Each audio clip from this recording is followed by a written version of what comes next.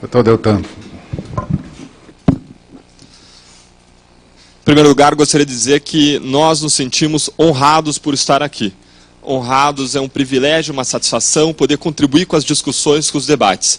Ninguém é dono da verdade, nós não temos pretensão nenhuma de ser donos da verdade.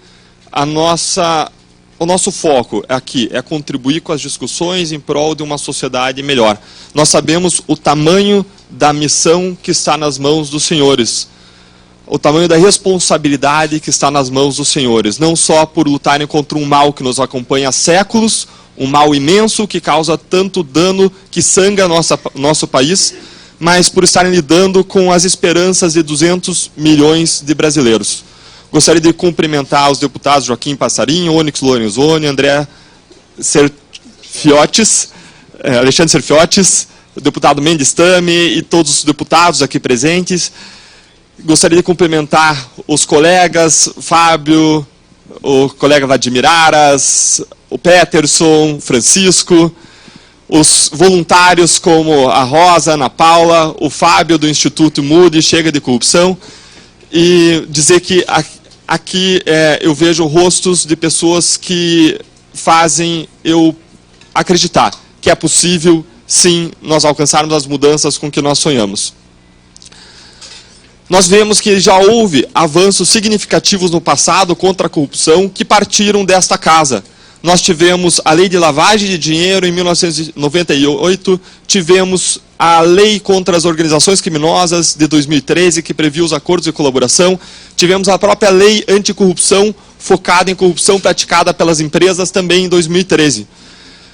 Mas nós precisamos avançar. Algumas pessoas, por vezes, dizem, não, a Lava Jato mostra que não é preciso mudar as leis. Não, a Lava Jato é a exceção que confirma a regra da impunidade. A regra no nosso país é a impunidade. Nós até temos leis boas para o momento da investigação criminal, mas quando o processo chega na fase de processamento judicial, ele entra numa máquina trituradora do sistema. O sistema faz com que, em 97% dos casos, a impunidade seja alcançada. Essa é uma estatística que eu mencionarei em seguida. Nós distribuímos um material, estamos distribuindo um material composto por várias cartilhas, uma cartilha para cada medida. Nesse material, os senhores vão encontrar o texto da medida, a justificativa e alguns artigos que a embasam. 2 artigos nós tivemos que selecionar em razão do tamanho do material. Nós vamos fazer em seguida um livro mais completo, com todos os artigos que embasam cada medida. Esse foi mais um modo de buscar contribuir com os debates e com as discussões nessa casa. Quando nós olhamos a Lava Jato, especialmente a corrupção identificada na Lava Jato, nós vemos que 2 fatores essencialmente contribuíram para que ela existisse. É claro que a corrupção é um fenômeno complexo. Vários autores apontam diversos fatores ou causas que contribuem para com a corrupção. Quando eu olho um estudo, por exemplo, da Susan Rose Ackerman, a maior autoridade no mundo sobre corrupção, ela elenca cerca de 7 fatores. Mas aqueles que chamam a atenção, que saltam do papel para a realidade brasileira, quando nós olhamos, são 2. Impunidade e falhas do sistema político. A nossa atividade como procuradores da República é essencialmente lidar com as falhas não do sistema político, mas com as falhas do sistema de justiça criminal. É sobre essa dimensão do problema que se debruçam essas 10 medidas contra a corrupção. Nós temos certeza de que os senhores, no momento apropriado, se debruçarão sobre a necessária reforma no sistema político. Nós precisamos, nesse momento de crises, voltar à identidade, à essência da identidade das nossas funções.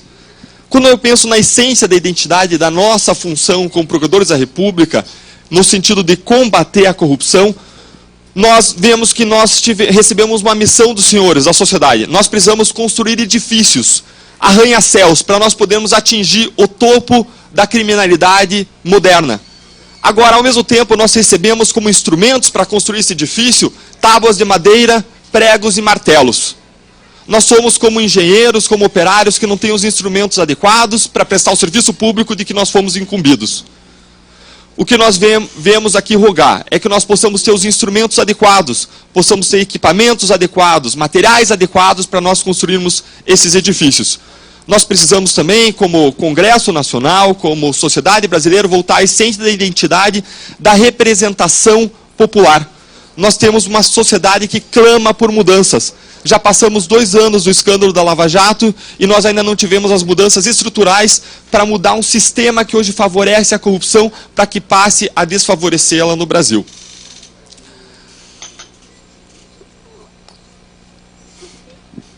Antes de avançar, eu gostaria de colocar 2 pressupostos da minha rápida exposição hoje. O primeiro pressuposto é de que a corrupção é apartidária.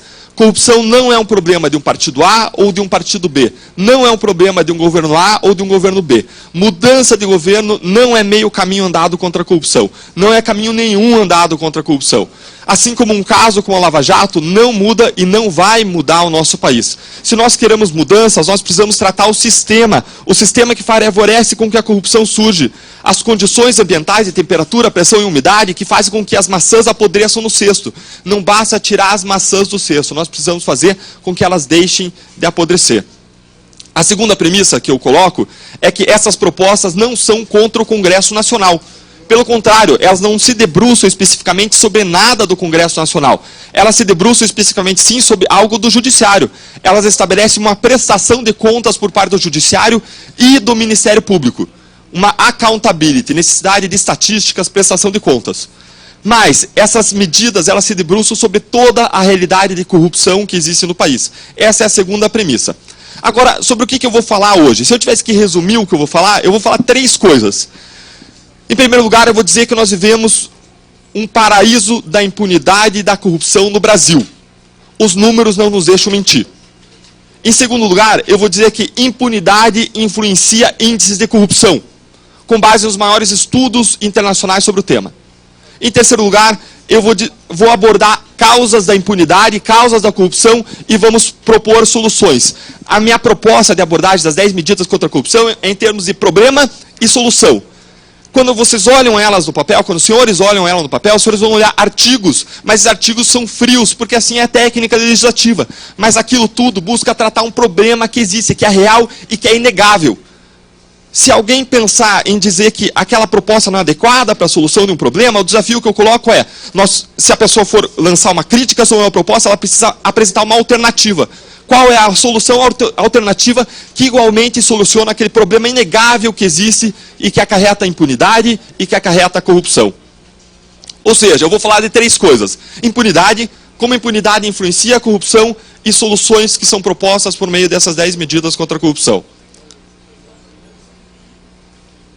Em primeiro lugar, portanto, vamos tratar do fato de que o Brasil é o paraíso da impunidade dos corruptos e corruptores. De fato, segundo um estudo publicado pela Fundação Getúlio Vargas, feito por 2 pessoas, um deles era o Carlos Higino, que era o número 2 na Controladoria Geral da União, esse estudo fala que a probabilidade de punição de corrupção no Brasil é de 3%. Isso mesmo, 3%. 3 a cada 100 casos de corrupção no Brasil são punidos. Agora, se o senhor está imaginando que esses casos implicam a punição no sentido da pessoa ir para a cadeia, não é verdade. Porque a punição da corrupção é uma piada e é uma piada de mau gosto. Nós veremos em seguida. Quais são as razões dessa impunidade? O que causa essa impunidade? Bom, em primeiro lugar, nós temos que ser francos. É difícil descobrir a corrupção. A corrupção acontece num acordo entre pessoas, entre 4 paredes, e não interessa ao corruptor e ao corrompido revelarem que a corrupção aconteceu. Em segundo lugar, mesmo quando nós sabemos que a corrupção aconteceu, é difícil comprová-la, porque o pagamento da propina se dá por uma série de atos que nós chamamos de atos de lavagem de dinheiro, que fazem com que um dinheiro sujo pareça limpo no final das contas.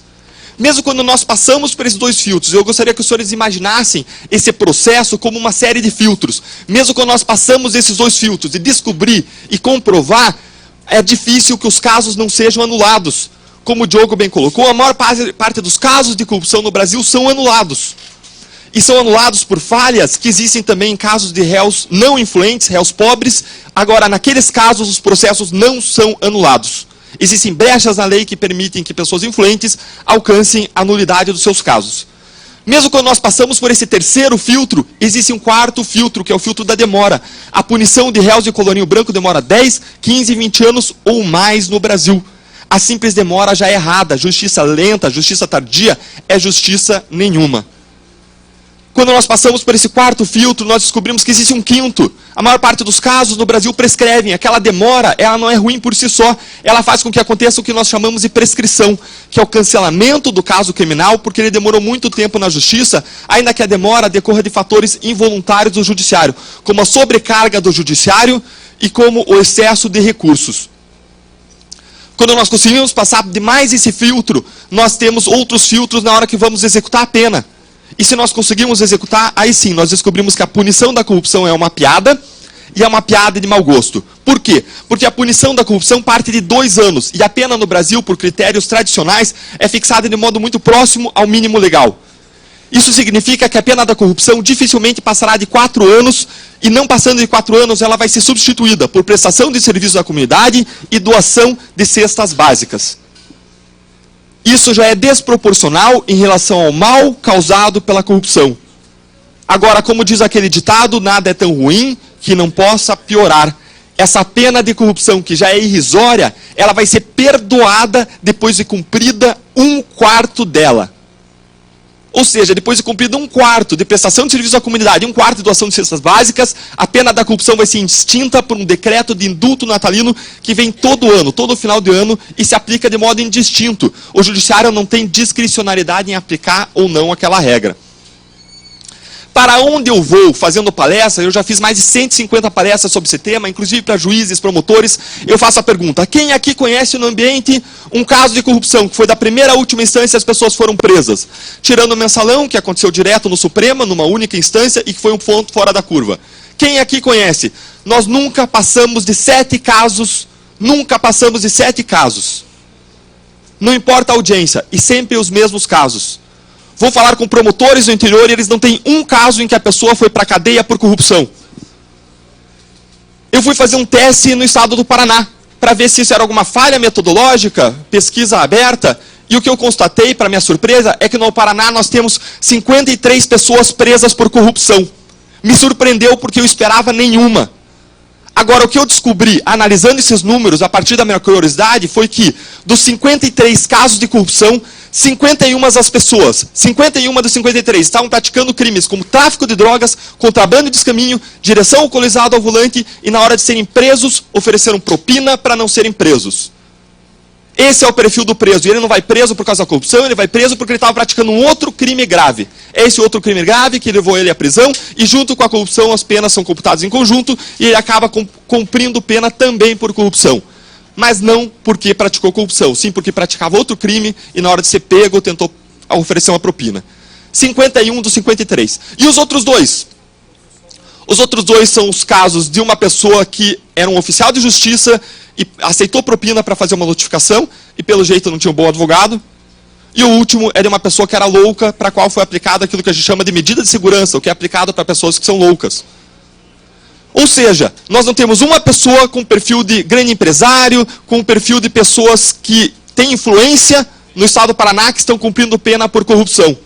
Isso significa que, diferentemente de Brasília e dos outros lugares, no Paraná nós não temos grande corrupção. Verdade? Não. Isso significa que o Paraná é uma amostra de um sistema que é feito para não funcionar, que é feito para não punir a corrupção. Nós temos diversos exemplos. O caso do Banestado é um caso que chama atenção. Agora, as únicas pessoas punidas no caso do Banestado, das centenas de pessoas que nós acusamos criminalmente, são basicamente os colaboradores. Os outros que buscaram lutar no sistema, brigar no sistema, eles fizeram o seu caminho pelos recursos, pelo nosso sistema recursal, em busca da prescrição, e boa parte já alcançou, e quem não alcançou, vai alcançar. O resultado do caso Banestado é uma grande impunidade. Eu tive um outro caso no Paraná envolvendo gafanhotos, pessoas que usavam a folha de pagamentos da Assembleia Legislativa para consumir a folha de pagamento. Eram animais que comiam a folha, gafanhotos, comiam a folha de pagamento. Não uma folha de árvore, mas uma folha de pagamento. Valores eram desviados da Assembleia Legislativa num esquema que se replicou por todo o país. O que aconteceu foi que também esse caso fez o seu caminho pelo sistema e não deu em nada. Nós temos ainda um outro exemplo, que foi o exemplo dos anões do orçamento. O caso dos anões do orçamento identificou desvios para parentes de parlamentares que geriam o orçamento da União em 1993 e antes. Esse escândalo veio à tona em 1993. Além disso, se recebiam comissões de empreiteiras para que recursos fossem destinados para obras públicas. O que aconteceu com esse caso? Nenhum parlamentar foi punido. Para não dizer que nenhum foi punido, ninguém foi punido, depois de 21 anos. Não estou me referindo a 5, 10, 15 anos. Depois de 21 anos, uma pessoa foi punida, um assessor parlamentar. Que era exatamente o delator do esquema. Que exemplo é esse? Que país é esse em que o delator é o único que vai para a cadeia por corrupção? É um país em que o sistema de justiça criminal é disfuncional. É um país em que não existe como negar o problema. Os senhores, eventualmente, alguém pode discordar da solução, mas então nós precisamos de soluções alternativas. O problema está nu na nossa frente. O rei está nu. Nós precisamos tratar de um problema que é um problema grave, que é a impunidade das pessoas influentes. O que nós vemos é a inversão da vocação de um sistema. Um sistema que deveria proteger a sociedade, proteger a vítima, proteger nós, o povo brasileiro, contra desvios de verbas públicas. Esse sistema opera como um escudo de impunidade para pessoas poderosas. Está nas suas mãos a responsabilidade de mudar essa realidade. E nós confiamos que os senhores farão isso. Hoje, a pessoa, a senhorinha, que mantém um papagaio numa gaiola, ela é punida. Ela vai fazer uma transação penal e vai cumprir uma medida socioambiental, educativa. Agora, o corrupto que desvia milhões, ele vai acabar impune porque ele luta contra o sistema e o sistema tem uma série de brechas para isso. Isso sim é papagaiada. Nós não podemos admitir que uma senhora que tem um papagaio seja punida e uma pessoa que desvia milhões não seja punida. Esse é meu primeiro ponto. Nós vivemos num sistema que gera impunidade. Meu segundo ponto é, impunidade é corruptógena. Impunidade propicia a corrupção. Impunidade gera um ambiente propício para que a corrupção aconteça. Em outras palavras, corrupção no Brasil é um crime de alto benefício e baixo custo. É um crime de baixo risco. E isso influencia os índices de corrupção. Quem diz isso, os senhores, não é Deltan. Quem diz isso é quem mais estuda a corrupção no mundo. São autores como Susan Rose Ackerman, professora da Universidade de Yale.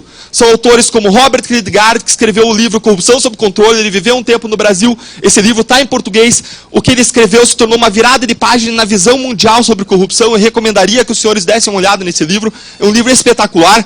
Quem diz isso são autores que estudam a criminologia, ou seja, como surge o crime do colarinho branco. Autores como Andy Rochsteller, dos Estados Unidos, um professor de criminologia que se baseia em estatísticas para escrever. Agora, para além da teoria, nós sabemos disso instintivamente, não é verdade? Todos nós que somos pais, sabemos que um sistema de incentivos e desincentivos dentro da nossa casa é essencial para que as pessoas adotem um comportamento adequado. Nós não precisaríamos de altas teorias como existem para mostrar isso. A pessoa que decide ou não praticar corrupção, ela faz uma análise de custos e benefícios. No prato da balança dos benefícios está o dinheiro que a pessoa desvia. No prato da balança dos custos, e que é difícil de recuperar para os cofres públicos, esse prato dos benefícios pesa. No outro prato deveriam estar os custos, que deveriam ser a probabilidade de punição, que é quase zero no Brasil, e o montante da punição, que como nós vimos, é uma piada e é uma piada de mau gosto. Nós precisamos mudar isso para que essa equação deixe de favorecer a corrupção no Brasil e passe a desfavorecê-la.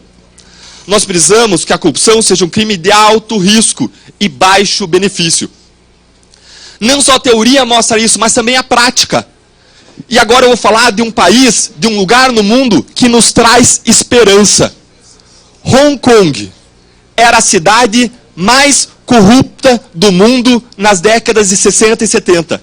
Ela era assim retratada, o lugar mais corrupto da face da Terra.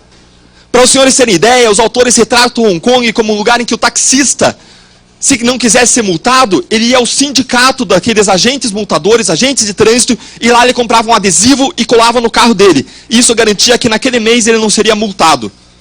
A corrupção em Hong Kong era sindicalizada. Até que, em 1973, 1974, eclodiu um imenso escândalo. Esse escândalo estava para mudar a história de Hong Kong. A partir desse escândalo de corrupção, eles adotaram uma estratégia consistente de combate à corrupção de três aspectos. O primeiro aspecto era prevenção, o segundo aspecto era conscientização e o terceiro aspecto era uma punição efetiva e que saísse do papel. O que nós vimos acontecer em Hong Kong foi uma mudança radical. Hoje, Hong Kong é o 17º país mais honesto do mundo no ranking da Transparência Internacional. Um ranking que nós estamos na posição número 76. Grande parte dessas 10 medidas sobre as quais nós conversaremos hoje está baseada nessas mudanças que Hong Kong implementou. Agora, talvez os senhores estejam curiosos, porque eu estaria, sobre qual foi esse escândalo que fez Hong Kong mudar sua história. Qual foi esse escândalo que foi um turning point, que foi um momento de mudança na história de Hong Kong? Talvez os senhores estejam imaginando que foi um escândalo muito maior do que a Lava Jato, ou pelo menos igual que a Lava Jato revelou. Esse escândalo foi o fato de que um superintendente de polícia praticou corrupção. Ele tinha rendas, ele tinha valores muito maiores do que a renda e do que o patrimônio dele. E esse superintendente de polícia fugiu do país para Singapura, pegou um voo usando as facilidades do cargo dele. Esse foi o escândalo. A questão que eu coloco é, será que nós não estamos no nosso turning point? Será que nós não temos um escândalo que gera uma energia muito maior do que essa que gerou em Hong Kong esse escândalo? Se nós não mudarmos agora, é provável que nós e os nossos filhos continuemos sofrendo com esse problema da corrupção pelas nossas histórias. Eu até agora falei que nós temos um problema de impunidade, que os números não nos deixam mentir. E, em segundo lugar, eu falei que a impunidade propicia um ambiente favorável para a corrupção. Agora eu vou para o terceiro momento, em que eu abordarei soluções para esse problema. Soluções para esse problema de um sistema que favorece a corrupção no Brasil. Nós buscamos oferecer 10 medidas como propostas que se dirigem sobre problemas específicos. Essas medidas não são elucubrações teóricas, mas elas se dirigem a problemas reais, palpáveis. Um aspecto muito importante dessas 10 medidas é que elas não objetivam sancionar ou punir pessoas que praticaram corrupção no passado. Não. A ideia é nós traçarmos uma linha entre presente e futuro. Toda punição, todo aumento de punição, toda punição nova só vale para o futuro. Ela não vale para o passado. Isso nos permite dialogar de modo aberto e de modo claro sobre esse problema, sem qualquer tipo de receio de uma perseguição injusta ou indevida sobre pessoas que praticaram condutas no passado. Esse caso não objetiva resolver o problema da Lava Jato. Essas 10 medidas, elas têm por objetivo resolver um problema de um país, não de um caso concreto. Eu vou abordar sucintamente cada uma dessas medidas. A medida 1, ela busca resolver um problema de uma tolerância real que existe em relação à corrupção no Brasil. Existe uma intolerância falada, uma intolerância nominal de pessoas que levantam placas contra a corrupção, levantam faixas contra a corrupção, mas muitas vezes, uma daquelas pessoas que levanta aquelas faixas, quando vai ser punida com uma multa de trânsito, ela oferece um café para o guarda para não ser multado. Como que Hong Kong mudou essa realidade? Mudou por estratégias de conscientização e de prevenção que nós adotamos na medida 1. Quais são essas estratégias? Campanhas de marketing de massa para curar corrupção com conscientização. Além disso, treinamento para todos os agentes públicos a cada 5 anos em reações automáticas contra a corrupção. Além disso, testes de integridade, que são recomendados pela ONU e pela Transparência Internacional e que são capazes de mudar a cultura de corrupção em lugares problemáticos onde existia uma corrupção endêmica, como polícias em Nova York e Los Angeles, e mudou a cultura. Além disso, nós propomos programas e pesquisas, escolas e universidades, para também curar a corrupção com conscientização. Algo essencial que é proposto é a possibilidade de que o cidadão que quer noticiar a corrupção, comunicar a corrupção, comunique sem receio de sofrer represálias a si e a sua família. Por isso é proposta a proteção do sigilo da fonte, a proteção do sigilo da pessoa que quer comunicar corrupção e teme por sua vida e pela vida dos seus familiares. Algo que existe também nos Estados Unidos. Aliás, todas as propostas que nós fazemos, todas as propostas, implicam coisas que existem em países democráticos do mundo. Países que são berço da democracia mundial. Nada é proposto da nossa cabeça, nada é proposto de modo criativo, em base experimental. A segunda medida trata de uma outra realidade. E a primeira pergunta que eu vou fazer é, Qual é o problema que é tratado pela medida 2? Qual é o problema que é tratado pela medida 2? O problema é um problema que nós identificamos, por exemplo, na Lava Jato. Quando nós descobrimos que um cidadão, ex-diretor da Petrobras, chamado Jorge Zelada, ele tinha 40 milhões de reais no exterior. Isso era incompatível com tudo que aquela pessoa ganhou ao longo da vida dela, com o patrimônio original dela. Mas nós não éramos capazes de acusar criminalmente Jorge Zelada por nenhum crime. Por quê? Porque para eu acusar ele por corrupção, eu preciso comprovar hoje qual que é o fato específico que ele praticou, qual foi a conduta que ele realizou, qual é o ato de ofício que ele realizou. E quando eu vou procurar o ato de ofício, no meio das milhares de atos que ele praticou, é inviável achar. Até mesmo porque aquele ato de ofício pode ter sido legal. É comum nós ouvirmos que servidores, por vezes, criam dificuldades para vender facilidades. Nesse tipo de situação, o ato do funcionário público é um ato legal que ele já deveria praticar. Então, quando eu vou olhar o ato, eu não consigo descobrir qual que é. Ah, Deltan, rastreio o dinheiro, follow the money. Follow the money é uma falácia, porque quando nós rastreamos o dinheiro, nós não chegamos à ponta de quem paga. Porque existem modernas táticas de lavagem de dinheiro que quebram o rastro. Nós ficamos meses sem ser capazes de acusar criminalmente Zelada pelos crimes que ele cometeu. O crime de enriquecimento ilícito de agente público, ele fecha essa lacuna. Ele é recomendado, por isso, pela própria Organização das Nações Unidas. Eu queria aproveitar a presença da colega Mônica Nicida e pedir para ela relatar um caso envolvendo pessoas do judiciário que estavam sendo investigadas por crimes e em que a investigação se revelou difícil, a punição se revelou difícil em razão da falta do crime de enriquecimento ilícito. Obrigada, Deltan. Meu bom dia a todos, especialmente cumprimento a todos na pessoa do presidente, deputado Joaquim Passarinho. Falo aqui, agradeço a possibilidade de intervenção em nome, representando aqui a 5ª Câmara do Ministério Público Federal, que é a Câmara de Combate à Corrupção. Uma Câmara que antes tratava genericamente de patrimônio público, de defesa de patrimônio público e social, e que, diante da indisfarçável necessidade do combate efetivo à corrupção, acabou sendo transformada ou denominada Câmara de Combate à Corrupção, revelando assim a enorme importância que o Ministério Público vem dando a essas medidas. Desde o início em que se cogitou da elaboração dessas 10 medidas, diante de todos os fatos que vinham ocorrendo, a Câmara apoiou fortemente as iniciativas de apresentação dessas 10 medidas, e hoje acompanha e continua apoiando com todo vigor todas essas iniciativas de extrema importância, especialmente porque se colocam num contexto não apenas nacional. A corrupção é uma preocupação internacional. Eu aproveito aqui esse gancho que Deltan me dá apenas para lembrar, né, que o Brasil é signatário de 3 convenções de combate à corrupção, a da ONU, a da OEA e a da OCDE.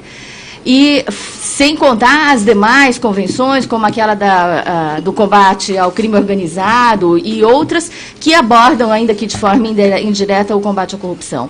E todas estas convenções que foram assinadas, firmadas pelo Brasil, ratificadas aqui, promulgadas pelo Congresso, aprovadas aqui pelo Congresso, dizem da importância da existência de um quadro normativo robusto que viabilize o efetivo combate, não só o combate, mas a detecção, a prevenção, o combate e a punição da corrupção. Então, eu tive a oportunidade de, representando o Ministério Público Federal, acompanhar algumas avaliações do Brasil nessas convenções. Os senhores sabem que em todas essas convenções há mecanismos de acompanhamento do seu cumprimento pelos países. O Brasil tem sido avaliado e posso dizer que, em relação ao quadro legislativo, normativo, o Brasil sempre foi muito bem avaliado. Mas muitas questões ainda, muito bem avaliadas no que se refere à existência das instituições fortes, instituições democráticas, robustas e que possibilitam a aplicação da legislação. Mas essa legislação precisa ser aperfeiçoada, né? Não bastam normas internas. Temos ouvido aqui algumas críticas no sentido de que já existem alguns normativos do CNJ, normativos hierarquicamente inferiores à lei, tratando de algumas questões que são abordadas nas 10 medidas, mas a importância de estas medidas estarem consolidadas numa legislação perene, aprovada por um Congresso, tendo esta legitimidade que emana da aprovação de uma lei no Congresso, é essencial para que nós possamos, então, robustecer esse nosso combate à corrupção. Então, dentro desse panorama internacional, né, é importante que o Brasil siga aprovando as leis. A lei anticorrupção foi aprovada dentro desse contexto da Convenção das Exigências, da Convenção da OCDE, e há outras, o próprio enriquecimento ilícito, a tipificação penal do enriquecimento ilícito é uma das exigências que é feita por estas convenções. Eu estou no Ministério Público Federal há 25 anos, trabalhando na linha de frente, né, trabalhando com os processos que foram aqui mencionados, lidando no dia a dia com estes problemas que o colega Diogo Castor também colocou. Ele, já mais jovem e com menos tempo de Ministério Público, teve a oportunidade de examinar estes casos já com um olhar científico e retrospectivo daquilo que eu mesma tenho vivido já há 25 anos, os problemas decorrentes da morosidade, da interposição abusiva de recursos, da prescrição que impede que chegamos finalmente à punição efetiva da corrupção, com um desincentivo à prática da corrupção, né? Então, o colega Deltan coloca muito bem, né? É preciso que as pessoas sintam na pele que não vale a pena corromper, não vale a pena praticar esses crimes, e não é isso que vem acontecendo hoje. Voltando então, e agora retomando o gancho que me foi dado, eu, enfim, tenho vários casos aqui da minha experiência pessoal que poderiam dar o retrato concreto, né, de como todas essas questões aí, na prática, se revelam extremamente prejudiciais à efetividade do sistema de justiça. Mas, em se tratando aqui, e eu não quero me alongar mais ainda, a questão do enriquecimento ilícito colocado pelo colega Deltan, no caso, houve um caso revelado por uma reportagem na Folha de São Paulo, foi a primeira página da Folha de São Paulo em 1999, 11 de julho de 99, salvo engano, em que se revelava a existência de um patrimônio absolutamente incompatível de desembargadores, né, um patrimônio incompatível com aqueles vencimentos que todos nós sabemos que os desembargadores e demais operadores do sistema judiciário possuem. E a nossa dificuldade de investigação nesse caso foi imensa. Foi imensa porque esse enriquecimento ilícito não está tipificado. Nós tivemos que partir de investigações por meio da Receita Federal, que, ao final, como todos sabem, depois isso redunda, né, numa extinção da punibilidade com o pagamento do tributo. Então, a investigação por aí era muito dificultosa, acabou realmente sendo muito difícil e ineficiente. O fato é que, com muito sacrifício e enfrentando todos esses problemas da dificuldade das inúmeras interposições de recursos, né, enfrentando a prescrição, acabamos conseguindo que um dos desembargadores fosse efetivamente punido, o outro acabou não sendo punido, e tudo isso, se tivéssemos o enriquecimento ilícito já tipificado, possivelmente teria sido muito mais ágil, muito mais facilitado. Com novas técnicas de investigação que hoje temos, existem medidas, tenho certeza que Deltan comentará, né, a colocação na lei dessas novas técnicas, especialmente de quebras de sigilo bancário, de transferência de sigilo bancário. Tudo isso foi muito importante nesse caso e, com certeza, a posição dentro de uma lei emanada do Congresso fará muita diferença na efetividade das investigações. Então, eu paro por aqui e, se houver oportunidade de trazer algum outro esclarecimento, fico à disposição. Obrigada, Deltan. Obrigado. E eu já fui alertado aqui pelo tempo, eu vou buscar ser breve. A Mônica fala, doutora Mônica, fala em nome da Câmara de Combate à Corrupção do Ministério Público.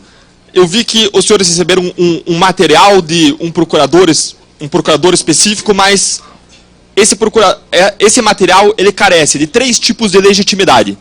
Em primeiro lugar, não tem legitimidade institucional. Em segundo lugar, não tem legitimidade decorrente de formação acadêmica. Esse material não decorre de alguém que estudou corrupção, estudou fenômeno, que tenha mestrado no exterior ou onde for para estudar esse tema.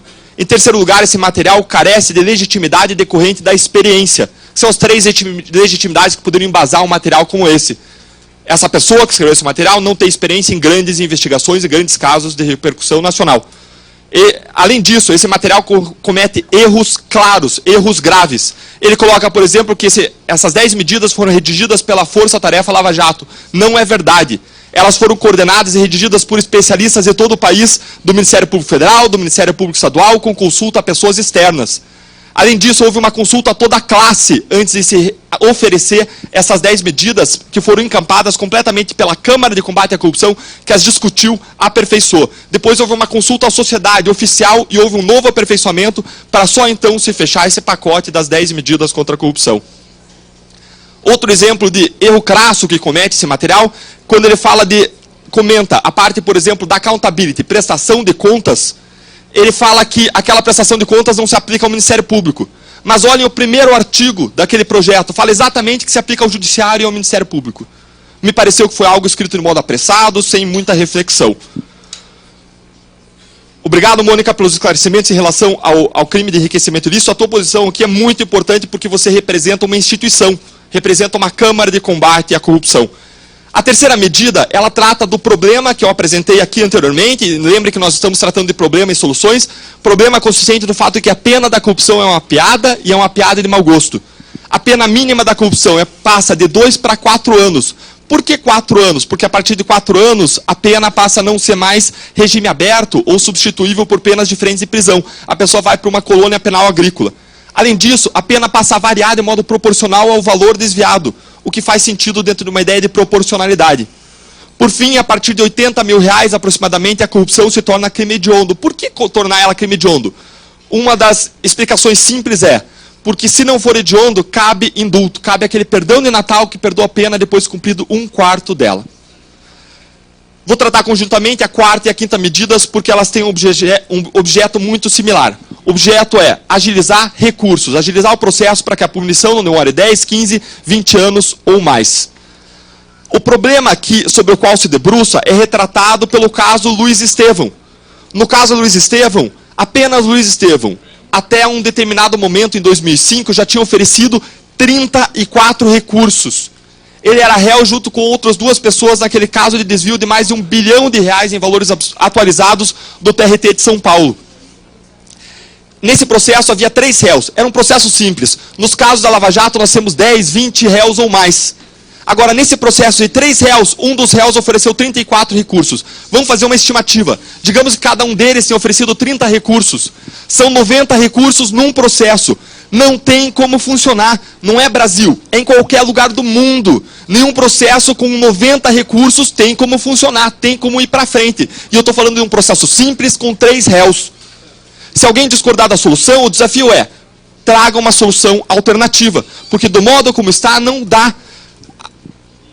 A Mônica trouxe exemplos de recursos, e depois ela vai poder mencionar, recursos que você, assim como o Diogo trouxe, em que você cansa de ler o nome, porque é embargos, e embargos, e embargos, e embargos, e embargos, e embargos, e assim por diante. Uma das medidas que nós propomos é que os embargos de declaração, que objetivam aclarar a decisão, possam ser propostos só uma vez. Ou seja, embargos de embargos não funciona mais. Uma vez para cada decisão. Cada decisão continua sendo embargável, pode ser esclarecida, mas uma vez, e não 1, 2, 3, 4, 5 vezes. Se desagradar a decisão, mesmo depois dos primeiros embargos, recorre para o Tribunal Superior. Uma segunda proposta é que os recursos especial e extraordinário, que tem por rumo 2 tribunais diferentes, o Superior Tribunal de Justiça e o Supremo Tribunal Federal, que têm objetos diferentes, eles sejam simultâneos e não sucessivos. Isso reduz o tempo de tramitação pela metade. É uma medida simples, que não traz prejuízo nenhum, só no modo de tramitar que vai cortar o tempo pela metade.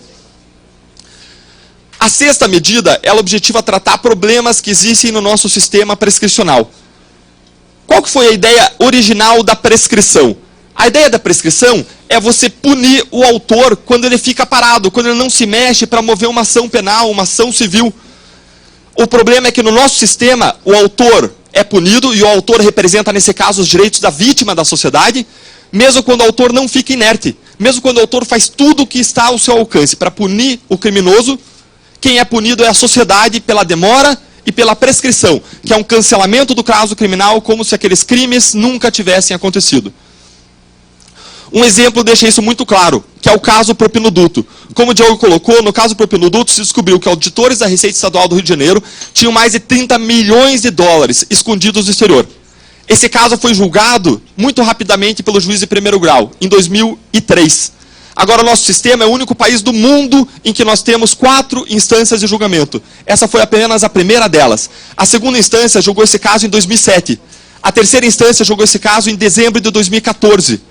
Em 2013, a Suíça já ameaçava devolver o dinheiro para os corruptos. O meu dinheiro, o dinheiro da sociedade brasileira, estava sendo ameaçado devolver para os corruptos porque não acreditavam que o processo demora tanto no Brasil. Em 2014 foi julgado na terceira instância, talvez os senhores imaginem que agora está na quarta. Não, não está. Ainda está na terceira em razão de uma série de outros recursos depois do julgamento. Se a quarta instância julgou esse caso com o mesmo tempo que a terceira demorou, esse caso vai estar julgado em 2022, mais de 20 anos depois dos crimes e aproximadamente 20 anos depois do processo criminal começar.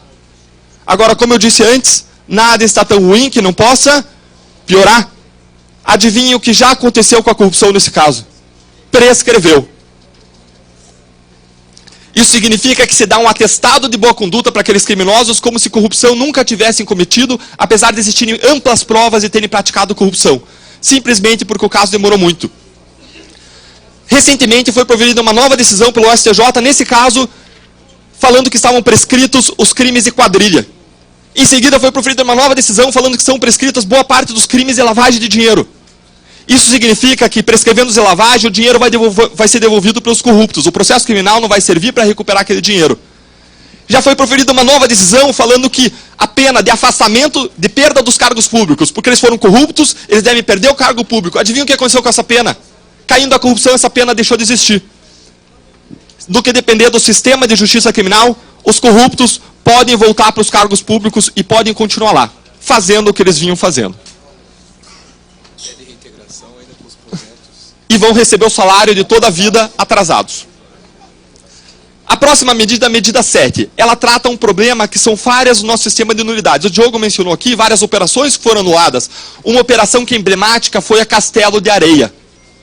Na Castelo de Areia se anulou toda uma operação porque um tribunal entendeu que a decisão inicial de um juiz de primeiro grau anulando as interceptações era uma decisão ilegal. Foi isso que o tribunal disse. Eu não vou entrar no mérito dessa decisão do tribunal. A gente discorda, mas eu não vou entrar no mérito. O tribunal anulou, foram anuladas todas as interceptações e o Castelo de Areia ruiu como se fosse um castelo de cartas. Aquele caso podia ter se tornado a Lava Jato, podia ter impedido o desvio de bilhões de reais. Naquele caso já tinha uma lista de pessoas que recebiam corrupção daquela empresa que estava envolvida na Castelo de Areia. Existia já ampla prova indicando corrupção de funcionários públicos, corrupção de empresa. Agora, o meu ponto é, como que funcionaria em outro país? Vamos pegar um país que é o berço do nosso sistema de nulidades, que é os Estados Unidos. Foi de lá que a gente importou o nosso sistema de anulações. Tanto que quando a gente fala de anulação de processo, a palavra que vem à mente é fruits of the poisonous tree, que é uma expressão americana usada muito no Brasil que diz, você joga fora não só a prova ilícita, mas todos os seus frutos, que são frutos de uma árvore envenenada. Quando nós importamos nosso sistema nos Estados Unidos, nós importamos metade, que é a metade que protege o direito do réu. Agora, nós não importamos a outra metade essencial que existe lá, que protege os direitos da sociedade e da vítima. Nós temos que, se vamos importar integralmente, não só a parte que protege o direito do réu, mas a parte que protege o direito da sociedade. Segundo frases clássicas da Suprema Corte Americana, você excluir uma prova não é nosso primeiro impulso, mas é o último recurso. Excluir prova tem um propósito, que é o propósito de você evitar que o Estado, no futuro, que os agentes públicos cometam ilegalidades. Então você só exclui uma prova quando você excluir aquela prova, atende à finalidade de proteger a sociedade de comportamentos inadequados futuros. Agora, o que nos Estados Unidos se diz e vale como lei, é um precedente da Suprema Corte, é que quando existe uma decisão judicial de um juiz aparentemente legítima, e a polícia se baseia naquela decisão para executar uma ordem, a prova não deve ser excluída do processo. Porque essa teoria da exclusão dos frutos da árvore envenenada, da exclusão da prova ilícita, a exclusionary rule, ela serve para evitar condutas inadequadas do Estado e não do judiciário. Aquilo foi submetido a um juiz. E como bem diz o Brocardo, cada cabeça uma sentença. A questão é, aquela decisão era aparentemente legítima. Então a conduta da polícia não pode ser censurada, porque se baseou numa decisão judicial. Teve o crivo de uma autoridade do judiciário. É a exceção chamada de exceção de boa-fé. E a Castelo de Areia, independentemente do mérito da decisão do tribunal, estaria de pé.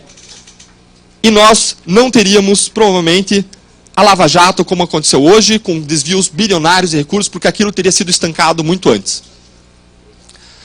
A 8ª medida, ela cria o crime de caixa 2 eleitoral, ela cria o crime de lavagem de dinheiro eleitoral, e ela possibilita a punição de partidos políticos que se envolvam com corrupção, como existe em relação a empresas privadas. Por que não foi proposto em relação a empresas privadas? Porque já existe, está lá em 2013 a lei anticorrupção. O que se fez foi fechar uma brecha para desincentivar o comportamento inadequado também no seio de partidos políticos. A 9ª e a 10ª medidas nós podemos tratar em conjunto. Elas criam instrumentos legais para recuperar o dinheiro desviado. A 10ª medida ela traz ação civil de extinção de domínio, que é um palavrão jurídico, e confisco alargado. Essas medidas são instrumentos recomendados internacionalmente e recomendados por debates nacionais para recuperar o dinheiro desviado. Eu vou dar um exemplo, que é o confisco alargado. O confisco alargado, ele permite que no caso de crimes graves, como tráfico de drogas e corrupção, e que geram muitos recursos, o confisco atinja não só aquela corrupção que você comprovou, mas atinge um valor maior, que é a diferença entre o patrimônio total da pessoa e o patrimônio legal que ela tem. Ou seja, você só vai confiscar patrimônio ilícito, mas você vai facilitar o modo disso ser confiscado.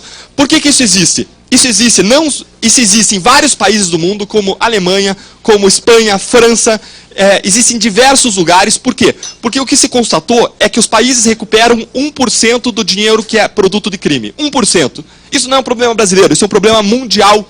Se recupera 1%. Por quê? Porque você descobre e comprova a corrupção de um agente público em relação a uma conduta de 10 mil reais, mas aí você vai olhar o patrimônio dele, ele tem 40 milhões de reais escondidos numa conta oculta em Mônaco. E o que você faz com os outros 40 milhões? Ficam com ele? Se você não é capaz de comprovar outros atos de corrupção que geraram aquilo, não, você não pode, você tem que trazer aquilo para a sociedade de volta. Esse é o objetivo do confisco alargado. Por isso que ele existe em vários países do mundo. Existem livros hoje sobre isso, um livro sendo lançado por um professor da PUC, Solos Linhares, professor da PUC do Paraná, explicando isso, explicando como é que funciona nos diversos países do mundo e falando que a gente precisa disso também no Brasil. Com isso, eu encerro essas 10 medidas. Qual que é a legitimidade que essas 10 medidas têm? Essas 10 medidas não são do Ministério Público Federal. Não.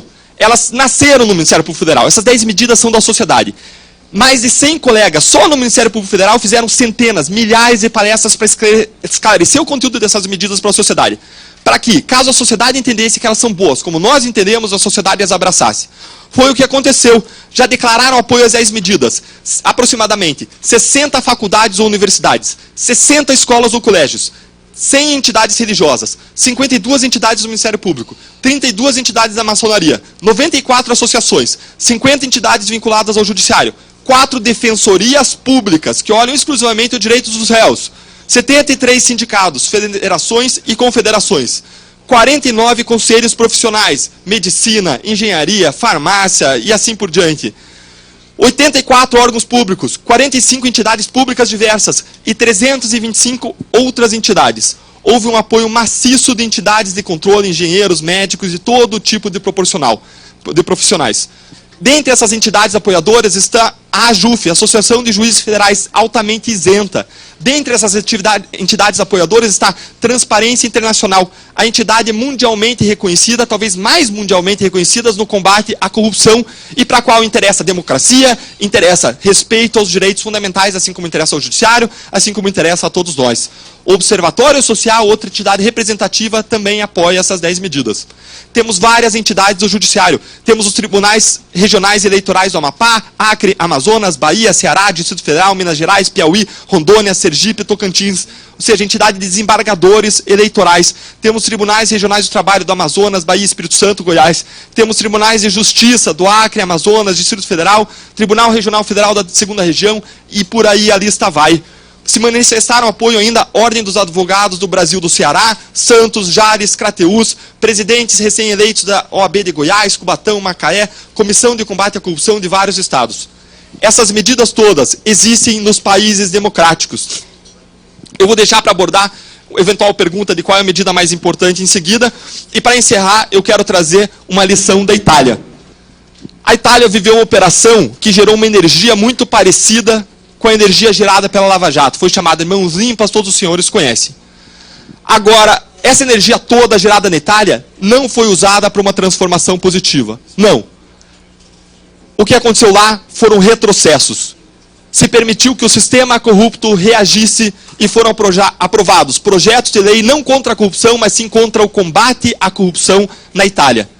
Hoje, segundo promotores italianos que atuaram na Mãos Limpas, é mais difícil combater a corrupção do que era antes da Mãos Limpas. Porque as leis foram pioradas e porque a realidade foi aperfeiçoada. Quem cometia corrupção e deixava brechas, buscou tomar mais cuidado. Nós estamos num momento de inflexão. Do jeito que está, não ficará. Ou vai piorar, ou vai melhorar. Essa decisão está na mão dos senhores. Muito obrigado, eu quero declarar nossa confiança. Confiança de que os senhores vão mudar essa realidade e vão mudá-la para melhor. Que os senhores vão escrever os seus nomes no livro das histórias como pessoas que lutaram com sangue, suor e lágrimas pela transformação de um país e trouxeram para nós e para as futuras gerações um país melhor. Os senhores não lidam com 10 medidas contra a corrupção. Os senhores lidam com a esperança de 200 milhões de brasileiros que simbolicamente depositaram sobre os seus ombros as esperanças representadas em 2 milhões de assinaturas. Um número de assinaturas recorde, colhido em tempo recorde, como nunca se viu antes. Muito obrigado a todos vocês. Eu fico à disposição para qualquer esclarecimento.